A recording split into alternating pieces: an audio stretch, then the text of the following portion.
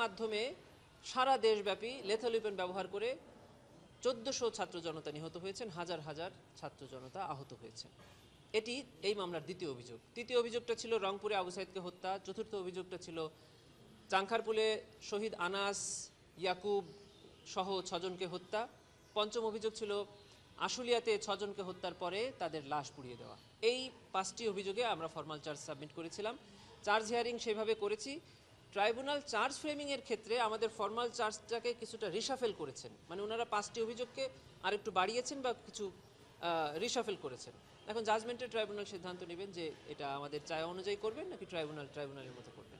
বক্তব্যই নয়, সামাজিক দৃষ্টিতে বক্তব্য, যেটাতে আমরা মনে করি যে উনি যে কোনো একটা সময় এসে বলবেন যে এখানে মামলা চলছে, এখানে যে মামলা হয়েছে এটা আমি জানি না বা জানতাম না, এটা বলার সুযোগ থাকছে না।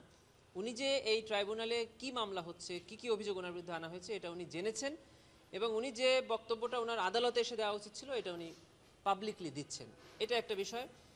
দুটি হলো, আমরা এই ট্রাইব্যুনালে, বিশেষ করে জুলাই গণঅভ্যুত্থানের পরে পুনর্গঠিত ট্রাইব্যুনালে আমরা চেষ্টা করেছি গণমাধ্যমের, মানে আপনাদের মাধ্যমে সারা জাতিকে সাথে নিয়ে এই বিচারটা করতে, যেন শুধু বিচার হচ্ছে না, বিচারটা যে ন্যায় বিচার হচ্ছে এটা যেন জাতি জানতে পারে। এই জন্য আমরা একটা বড় অংশ প্রসিডিংস লাইভ করেছি।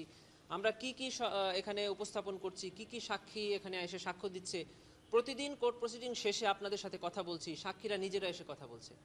আমরা ওনার ভয়েস রেকর্ড বাজিয়ে শুনিয়েছি ওপেন কোর্টে, যেটা সম্প্রচার হয়েছে।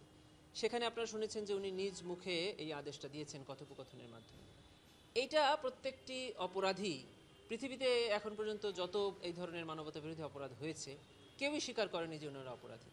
তারই অংশ হিসেবে উনি অস্বীকার করেছেন, কিন্তু আদালত এটাকে ডিসাইড করবেন যে উনি আদৌ অপরাধী কি নয়। আপনার এইটার প্রেক্ষিতে আমি একটা প্রশ্ন করি, সেটা হলো যে বাংলাদেশ সরকার আনুষ্ঠানিকভাবে ভারতকে বলেছিল যে শেখ হাসিনার যে কথাগুলো বলছেন, মিডিয়া ইন্টারভিউ দিচ্ছেন, এটি যেন প্রচার না হয়। ভারতের পররাষ্ট্র মন্ত্রণালয় বাংলাদেশ সরকারকে জানিয়েছে যে এটি গণমাধ্যমের মুখ তারা বন্ধ করতে চান না, তো পারবেন না।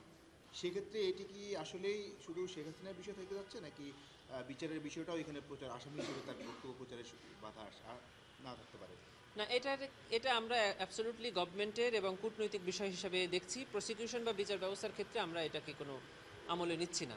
উনি যে বক্তব্য দিচ্ছেন এটা গভর্নমেন্টের মতো স্টেপস নেবেন। কিশোর বালক শিশুদেরকে প্রিভিলেজ দেওয়া আছে, কিন্তু রায় প্রদানের ক্ষেত্রে নারীকে আমাদের সাধারণ আইনেও কোনো আলাদা প্রিভিলেজ দেওয়া হয় নাই, আর আমাদের এই আইনেও কোনো আলাদা প্রিভিলেজ নেই। ইতিপূর্বে আপনারা দেখেছেন যে ট্রাইব্যুনালের বেশ স্পেশাল প্রসিডিংসগুলো আমরা ট্রাইব্যুনালের অনুমতি সাপেক্ষে সরাসরি সম্প্রচার করেছি। আগামীকালকে রায়ের যে অংশটুকু ট্রাইব্যুনাল এখানে পড়ে শোনাবেন, সেই অংশটুকুও ট্রাইব্যুনালের অনুমতি সাপেক্ষে বাংলাদেশ টেলিভিশন এবং বাংলাদেশ টেলিভিশনের সাথে চুক্তিবদ্ধ যে কয়েকটি সংস্থা আছে এবং বাংলাদেশ টেলিভিশনের মাধ্যমে দেশের সকল গণমাধ্যম সরাসরি সম্প্রচার করতে পারবেন। এটাই। আর আমরা তো বলেছি যে আমরা সর্বোচ্চ শাস্তি আশা করি।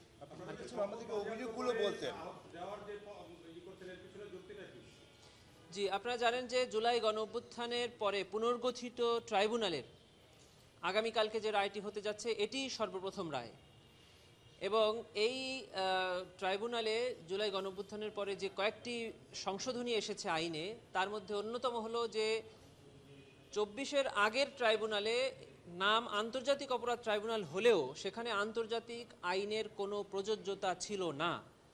জুলাই গণঅভ্যুত্থানের পরে আইন সংশোধন করে আন্তর্জাতিক আইন অর্থাৎ রোম স্ট্যাটিউটে যে আন্তর্জাতিক আইনের সংজ্ঞা এবং অ্যাপ্লিকেবিলিটি আছে সেটা এখানে প্রযোজ্য করা হয়েছে।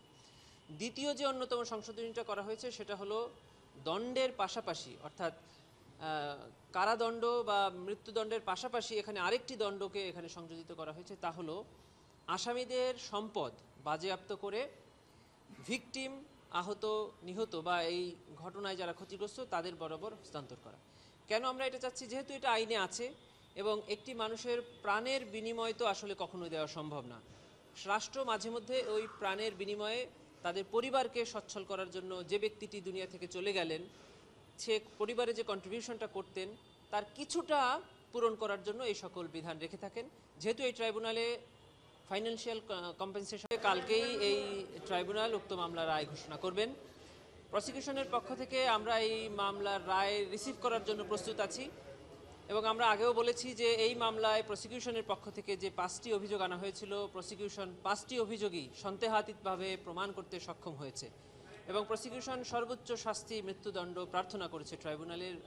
শুধু তাই নয়, এবং এই আসামিদের সম্পত্তি বাজেয়াপ্ত করে এই মামলায় বা এই ঘটনায় যারা ভিকটিম আছে, শহীদ আছে, আহত পরিবার আছে, তাদের বরাবর হস্তান্তরের প্রার্থনা আমরা জানিয়েছিলাম। ট্রাইব্যুনাল ন্যায় বিচারের স্বার্থে যে আদেশ দিক না কেন প্রসিকিউশন সেটা মেনে নেবে। অতএব এর বাইরে যদি অন্য কোনো অভিযোগ থেকে থাকে তবে সেটি চলতে পারে, কিন্তু এখানে যে 5টি অভিযোগ এখানে ডিসপোজাল করা হচ্ছে, সেই 5টি অভিযোগে অন্য কোথাও কোনো মামলা করাও যাবে না, আর যদি মামলা থাকে সেটা আর চলবে না। আমরা একটু 5টা অভিযোগ জানতে চাচ্ছি, আপনি যদি একটু বলতেন আজকে জি, খুবই ছোট করে বলছি। 5টা অভিযোগ হলো 14ই জুলাই 2024 সালে গণভবনে অনুষ্ঠিত একটা সংবাদ সম্মেলনে তৎকালীন প্রধানমন্ত্রী শেখ হাসিনা আন্দোলনরত ছাত্র জনতাকে রাজাকার বলে সম্বোধন করেন। এটা একটি উস্কানিমূলক বক্তব্য। তারই প্রেক্ষিতে ওই 14 তারিখ রাতে তিনি তৎকালীন ঢাকা বিশ্ববিদ্যালয়ের ভিসি মাকসুদ কামাল সাহেবের সাথে ফোনে কথোপকথনে আন্দোলনকারী ছাত্রদের উপরে নির্যাতন এবং নিপীড়নের আদেশ এবং নির্দেশ এবং উস্কানি প্রদান করেন। তারই ফলশ্রুতিতে আবু সাইদ সহ 16 তারিখে 6 জন ছাত্র জনতা নিহত হন। এটি একটি অভিযোগ। দ্বিতীয় অভিযোগটি হলো 18ই জুলাই 2024 তারিখে তৎকালীন প্রধানমন্ত্রী সাবেক ঢাকা সিটি কর্পোরেশনের মেয়র শেখ ফজলেনুর তাপসের সঙ্গে একটি ফোনে কথোপকথন করেন। সেখান থেকে দেখা যায় যে উনি আন্দোলনরত ছাত্র জনতার উপরে মারণাস্ত্র অর্থাৎ লেথাল উইপন ব্যবহার করার নির্দেশ দিয়েছেন। হেলিকপ্টার ব্যবহার করে গুলি এবং ড্রোন ব্যবহার করে ছাত্র জনতার অবস্থান নির্ণয়ের নির্দেশ দিয়েছেন।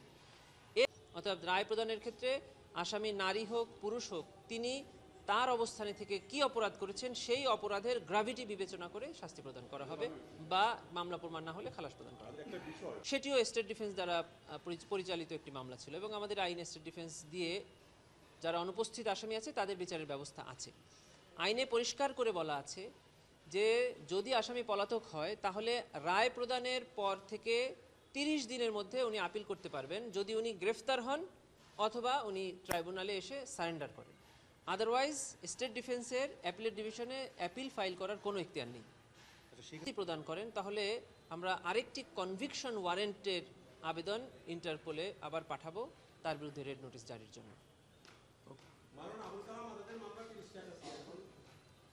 ওটা তো এই ট্রাইব্যুনালে শেষ, উনি চাইলে আপিল করতে পারবেন। এখনো পারবেন না, মানে উনি যদি সারেন্ডার করেন বা গ্রেফতার হন সেটা পারতে পারেন। মানে আপনি বলছেন যদি শেখ হাসিনার সাজা হয়, উনি যেহেতু পলাতক, উনি দেশে না আসা পর্যন্ত উনি আপিল করতে পারবেন না? অবশ্যই না। হ্যাঁ? যে সকল আসামিরা এই মামলায় পলাতক আছে তারা গ্রেফতার হওয়া অথবা সারেন্ডার করা ছাড়া অ্যাপিলেট ডিভিশনে আপিল করতে পারবেন না। আচ্ছা, শেখ হাসিনা সম্প্রতি বেশ কিছু সাক্ষাৎকার দিয়েছে, গত এক সপ্তাহের মধ্যেও বেশ কয়েকটা এসছে। সেখানে উনি স্পষ্ট করে কয়েকটা বিষয় বলছে, তার মধ্যে একটা যে তিনি সরাসরি এইভাবে হত্যার নির্দেশ কাউকেই দেন নাই নির্বিচারে, যেটা আইনজীবী বোধহয় এই আদালতে